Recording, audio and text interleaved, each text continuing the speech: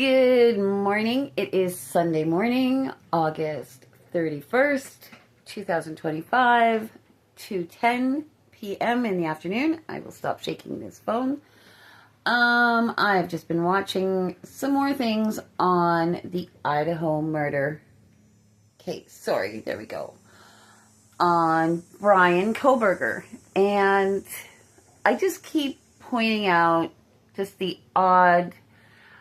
I don't know where my channel's going, and I'm just trying to feel my way around. I was watching the man, I'm so sorry, from the Y-Files on the Sean Ryan show, and they were talking, and they're both just amazing at what they do, and shout out to them, just amazing. I've been watching them for a long time, and they said just be authentic and just lay it out, and you never know what's going to go and what, just lay it out and let the audience do what they want with it. So I seem to always be pointing out the little obvious things.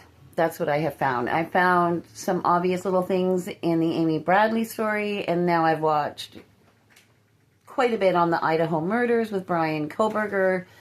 I did make a video on that. I thought that he had stalked Kaylee, and then I stopped making a video because I watched somebody else saying that she thought, and I thought she was very good at what she did. I'm not going to throw her name out there, but she thought that Maddie, that he had, when it was going after Maddie and had this rape planned, and I thought, because my videos aren't that great compared to other people's, I thought, and my content was wrong, and my direction was wrong.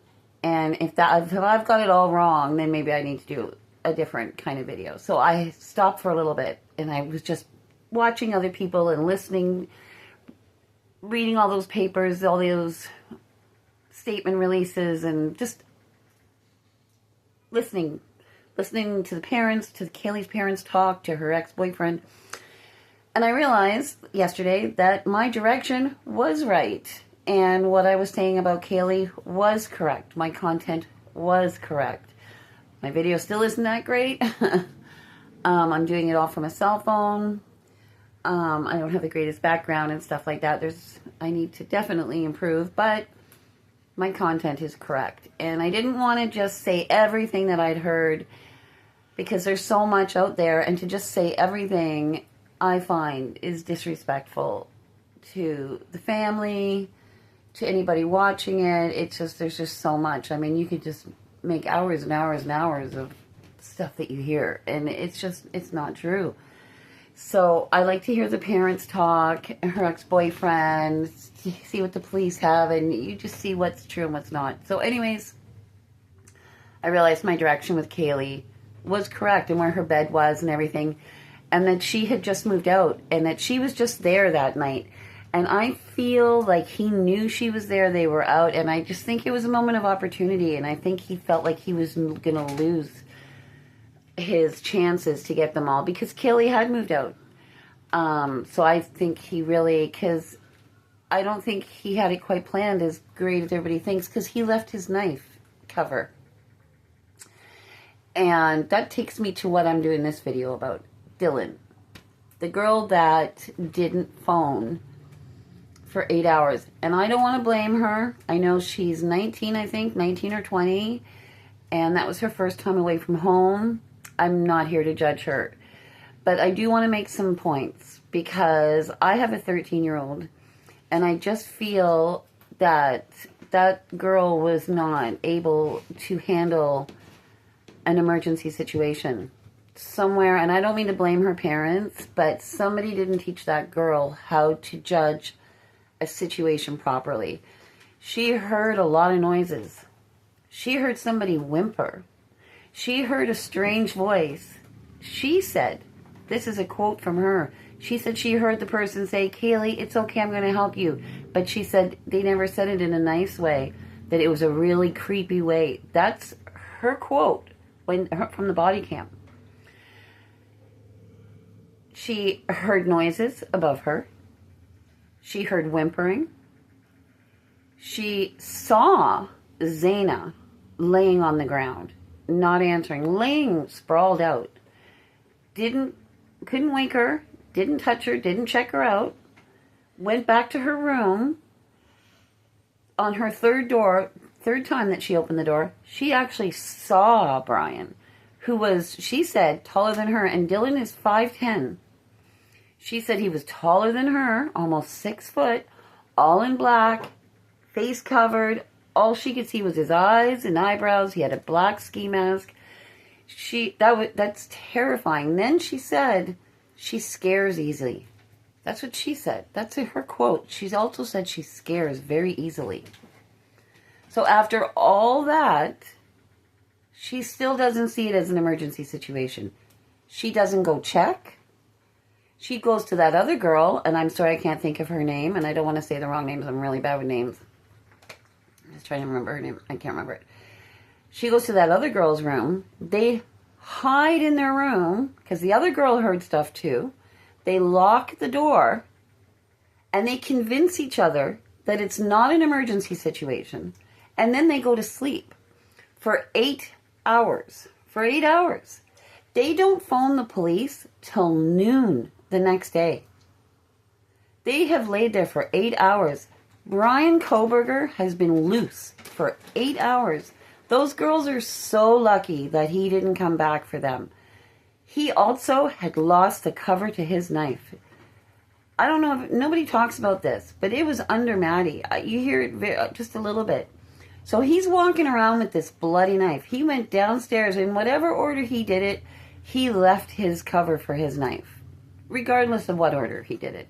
He went out the door holding this bloody knife. He realized at some point that guy realizes that he's left the cover of his knife. I don't know if he realized Dylan saw him. I don't know, but he knew other people were in that house. And even if he didn't, let's say he didn't realize anybody was there. What if he had come back to that house for that cover of that knife and found those two girls? Those two girls are so lucky that they are alive today. I don't know if their parents quite realize. They were 19 in college. 19 years old.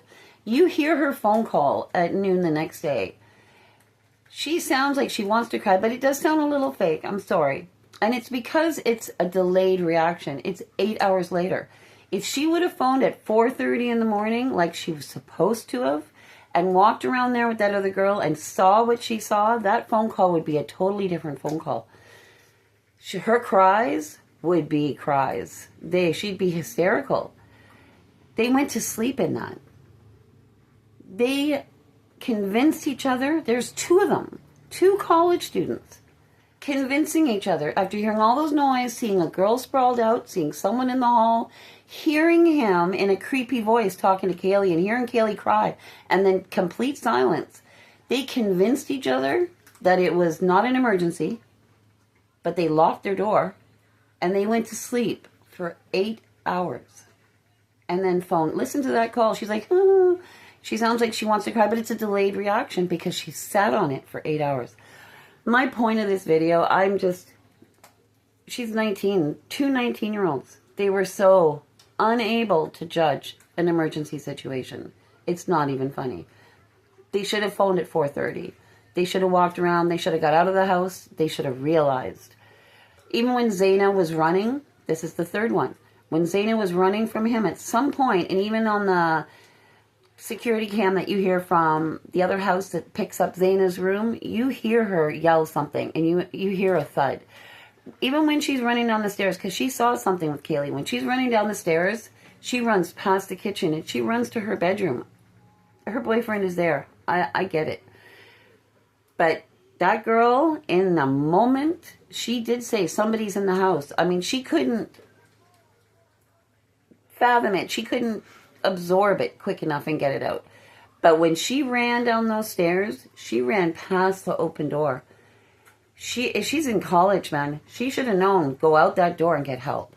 Get out. Even this September 9/11, and I don't mean to be, I'm not a conspiracy theorist, but there's a couple of things with that. Even when they tell people to go back to their office, when there's fire, they told these people over the main speaker to go back to their office. We were taught as kids, I grew up on a base, we were taught security and safety stuff continuously. There were drills that we had to do. There were home inspections. It's very different living on a base. And we were taught as kids, the number one rule, and I will put my daughter on here, I swear to God, there's a fire, you get out. You don't go to another room. If somebody on the speaker says go back to your office, you don't go. The number one rule, when there's a fire, is you get out. Period. You get out, you get help. That should be instilled into our kids. When Zaina ran down those stairs, she needed to get out and get help. Running around there with some guy chasing her with that freaking knife is no help to anybody. Those two girls convincing each other and being unable to judge a situation properly and to know to reach out to the police. You see how many times the police go there? Do you see how they handle the police? I'm talking about the college kids. They are playing games with the police. Somebody has not taught these kids what the police are for. And yeah, I know there's drinking in the age 21, Cindy, and all my daughter's behind me. I get it, you know what I mean? But today's day and age, you got to be able to judge a situation. You got to be able to know when to phone the police. You got to know how to pick up that phone, even when they're phoning. They're handing the phone around to 4 different people. They don't even know if that girl's breathing. I hope that's not covering my phone, my storage. My video's long, and I've got a storage problem. Sorry. But there we go. You've got to teach your kids. You've got to teach your kids what to do in an emergency situation, how to judge a situation, and to not be scared to reach out to the police. They should have been contacted. Those girls are just so lucky that he didn't come back for them. Whether he knew they were there or not, he had left the cover for his knife. They're so lucky that he didn't come back in those 8 hours. He would have seen that there was no police presence. He would have noticed that. He's a smart guy, man. He would have realized at some point he left that cover for his knife. I'm just saying. That's all. I'm just pointing out an important point. That's all. Those girls are very lucky. Be kind, and please like and subscribe. And my opinion is totally unprofessional. Nothing's from a book. It's all personal experience and a little bit of couth.